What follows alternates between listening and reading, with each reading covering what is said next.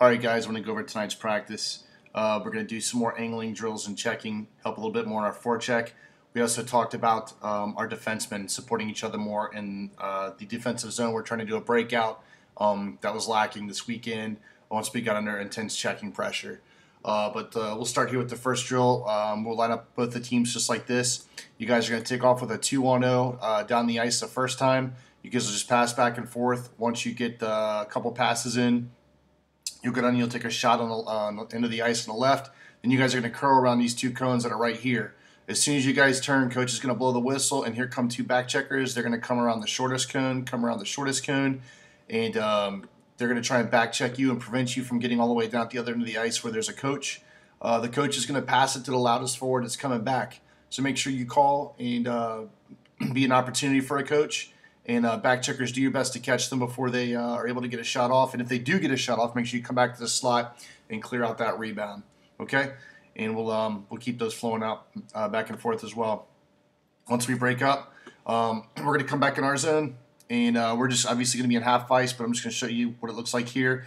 But just follow my mouse as I place it on this player. So it's going to be a relay race with a bunch of turns and transitions in it. So when the coach blows a whistle, both sides are going at the same time, but this guy's going to come up. He's going to do a power turn around this cone.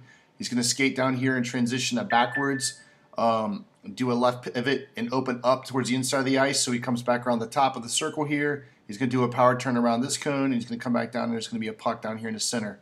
Player that does not make it to there in time, make sure you come back again in the back check, and we're looking for you guys to clear out rebounds. Guys, if you fail to back check, we're going to help remind you, okay, with some push-ups or something. We've got to be able to come back on that back check. I heard it from you all this past weekend. As our forwards were coming back to the neutral zone, they stood up, weren't coming back all the way on those back checks, so we're going to help do that. Got to help our goalies out with that, okay? Let me see here. Let me get to the next drill. Okay, not necessarily the next drill, but we'll show you some drills. We're going to do what's called a 2-on-2 rover behind the net, okay? And there'll be another drill going on over here, an angling drill. But just talking this section, I've got 2 players and 2D, all right?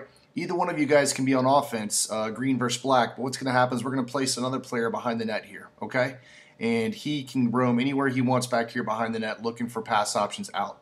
All right, so in this instance, let's say X has X's possession of the puck, all right?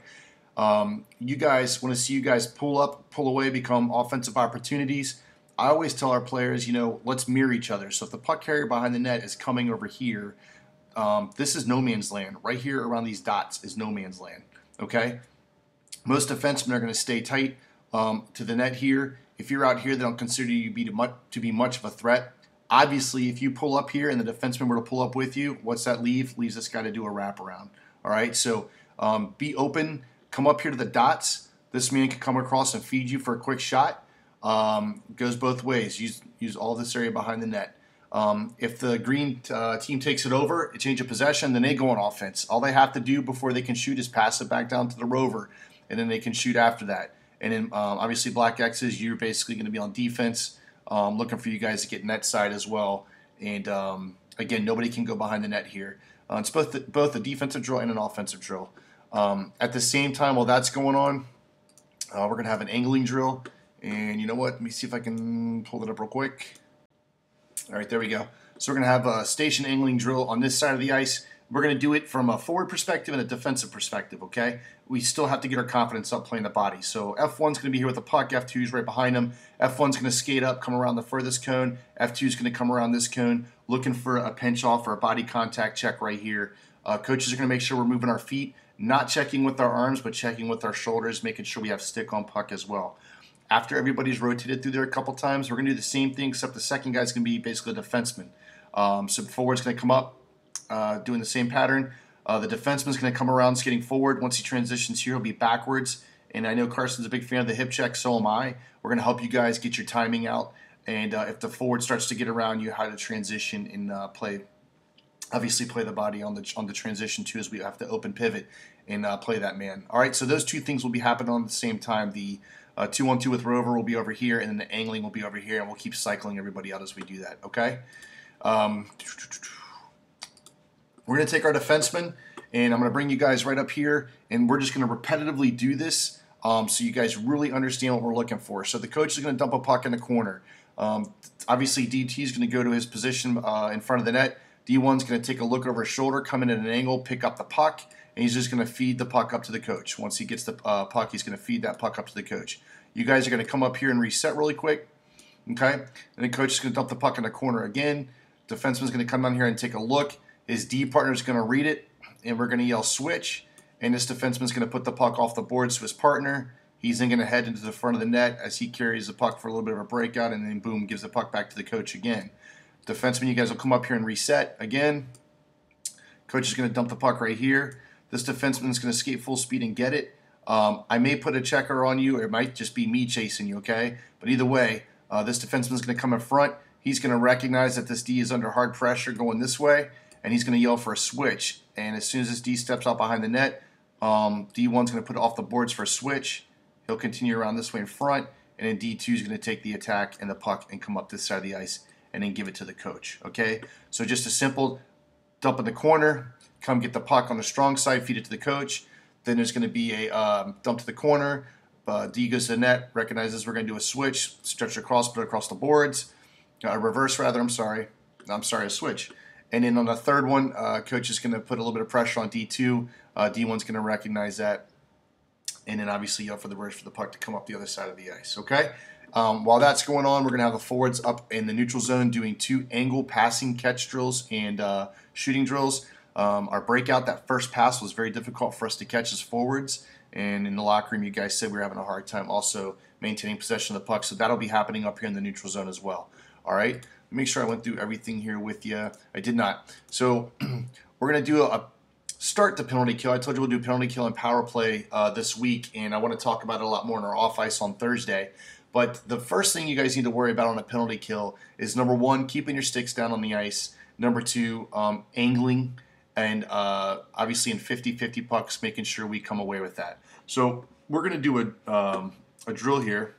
It's actually kind of like a small game. We're going to line 3 forwards here, 3 forwards here, and it'll be these box of cones, okay?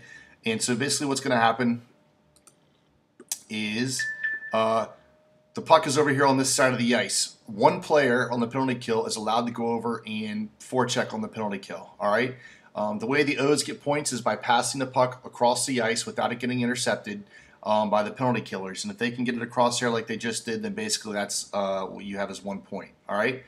Only one player on the penalty kill group can leave the square and forecheck, okay? One player can leave the square and forecheck. So again, I want you to watch player 1 here as he angles. He's trying to push this player to the outside. O's, you can use each other behind the net or behind your side of the ice to maintain possession of the puck. And you also aren't in cement either. It was just for me narrating this. I don't have you guys moving, but you can move around back behind that net there. And again, only one player can come on the penalty kill here, so that means the other player needs to get back into a position. Looking for you guys to have active sticks on the ice. And if you look right here in this Boston-Toronto game, I know that Carolina was working a umbrella power play on you guys. I can talk about that later, but for very basics, if you look at Toronto right here, Toronto is on the penalty kill, and I want you to look at all the players' sticks. They're on the ice. Nobody is standing up with their stick in their hand. They actually have it on the ice because they're taking away passing lanes. Same thing we're looking for you guys to do here too. Also notice, and Isaac, once you pay attention to this one, bud, notice this player is not shooting up here, going after this guy and then skating back out in the neutral zone or anything like that. He's just keeping him to the outside of the ice, all right? So if that shot comes from up here, we expect our goalies to be able to do that. But we also expect the penalty killer to be in a shooting lane. So in this example, this Toronto Maple Leafs player is not squared up on the guy's body, but he's squared up on the puck from this distance, what I see. So if he needs to block that shot, he can obviously do that. All right, but he's got his stick down. He's either trying to prevent the pass from going down low or just obviously creating an obstacle on the ice. But this is the possession, the shape you guys want to maintain a normal power play. And again, we can talk about an umbrella later and a diamond penalty kill. But what I saw was our forwards all over the place. We were collapsing down here below the dots, trying to help out the defense in areas we shouldn't have been. And when we do that, it opens up the Carolina defensemen in our particular game for some shots. And of course, I think they had 4 deflected goals, 4 or 5 from over the weekend. So we got to make sure we maintain this box. And patience on the power play. On the penalty kill, just keep the puck to the outside of the ice. But as soon as there's a loose puck, That's when you go from pressure to contain. You guys have got to win those battles, and then we ice it all the way down, okay? So I'm looking for active sticks, stick on the ice really hard when you guys do your penalty kill game down here, and then we can get into the box portion in a little bit. The last thing I have for you guys is talking a little bit about our forecheck and our breakout, but I'll be kind of focusing on the forecheckers here. So coach is going to come up here with some pucks. We're going to take 3 players. Their job is to try and break it out, but they have to keep it below the circles at all times. Okay, so it's almost like a keep away. Then we're going to send 3 forwards down on them. And we'll do either a 2-1-2 stack or a 2-1-2 spread. Listen for what the coach is going to call, and we'll see how the defensive team responds to that. But looking for you guys to play the body, work on the angling drills that you did earlier in the practice. And then, if you get that puck and you're able to hit that center, center just come around, do whatever you need to do to play keep away. But you guys have to stay below the tops of the circles. Forecheckers, if you do get the puck on the turnover, you can transition to offense as quick as you can and get a good shot. Again, keep in mind some of the games you were working on earlier with the 2-on-2 rover, trying to get in the dots here, high attack. Not everybody just collapses in front of the net. Okay, let's spread it out a little bit. All right, boys, that's all we got for tonight.